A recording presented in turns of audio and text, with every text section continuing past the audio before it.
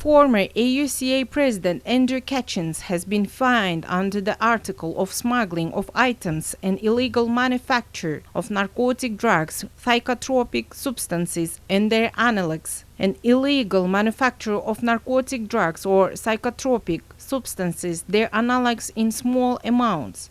He will be expelled from Kyrgyzstan according to the decision made by the Pervomaisky District Court of Bishkek. Andrew Kachins was found not guilty of committing crimes under Articles 270 and 268 and was justified for the lack of corpus delicti in his actions. However, the court found him guilty of committing a misdemeanor under Article 123 and imposed a fine in the amount of 600 calculated indicators, which is 60,000 Kyrgyz soms.